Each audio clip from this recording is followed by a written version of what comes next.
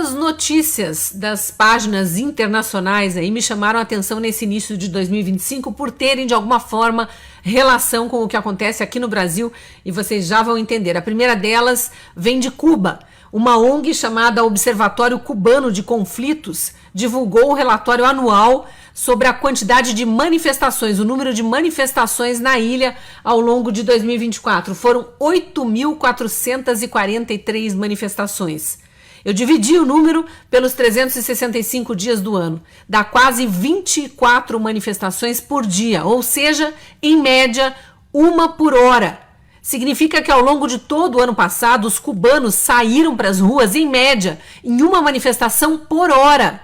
É incrível, a gente não recebe muitas notícias de Cuba e fica pensando que a população não se manifesta, não protesta contra as arbitrariedades do comunismo, do regime cubano, mas protesta sim, apesar da fortíssima repressão. Essa mesma ONG traz um panorama de como estão as represálias do governo contra a sociedade civil.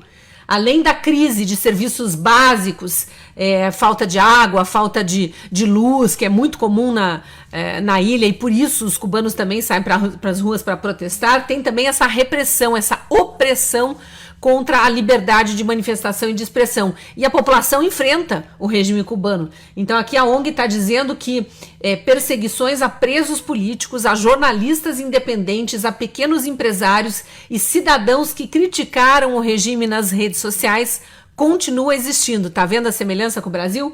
O Observatório Cubano de Direitos Humanos relatou mais de 1.000 pessoas encarceradas por razões políticas na ilha. É por isso que eu sempre digo que nós não podemos nos calar diante dos descalabros do governo Lula, ou do desgoverno Lula, como eu gosto de chamar, e especialmente dessa ditadura ferrenha da toga implantada e estimulada por Lula. Porque foi Lula e depois Dilma que aparelharam o STF e foram dando asas para esses ministros que hoje pensam que governam o Brasil.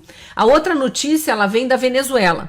Né? Alguma relação com Cuba e com o Brasil a gente também já tem de imediato. A Venezuela está para ter a posse presidencial daquela eleição tão conturbada do ano passado.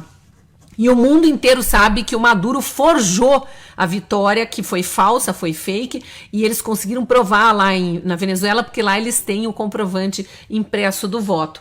Mas olha só, o regime Maduro acusa González, que é o presidente de fato eleito, né, embora Maduro não reconheça, acusa González de conspiração e oferece recompensa de $100 mil por sua captura. Olha a trucada do ditador Maduro, que o regime lulista aqui do Brasil, né, o comunismo brasileiro, adora venerar. O regime de Maduro está dizendo que, divulgou um cartaz nas redes sociais e também em locais públicos, e está dizendo que o González cometeu uma série de crimes, presta atenção: conspiração, usurpação de funções e associação para delinquir.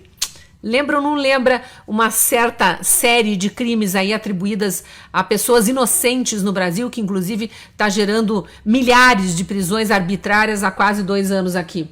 Bom, além disso, o regime Maduro anunciou uma recompensa, né, como eu disse antes, de $100 mil para quem fornecer informações sobre a localização do González. Por que ele está fazendo isso? Porque o González está exilado na Espanha no momento, né, para evitar a repressão da ditadura de Maduro, mas já anunciou que vai para a posse no dia 10. Então, a princípio, a imprensa venezuelana está anunciando, a imprensa internacional está anunciando que haverá a posse de Maduro, mas também de González. Os dois estão dizendo que vão assumir a presidência. Teremos novidades aí nos cadernos internacionais dos jornais nos próximos dias. Trago essas duas notícias, embora elas não sejam notícias brasileiras, porque é muito importante em mais um ano a gente continuar denunciando, continuar mostrando nossa indignação e nos manifestando, ainda que o regime Lula, o regime do comunismo à brasileira, né, e essa ditadura da toga que a gente vive, tentem toda hora reprimir a nossa voz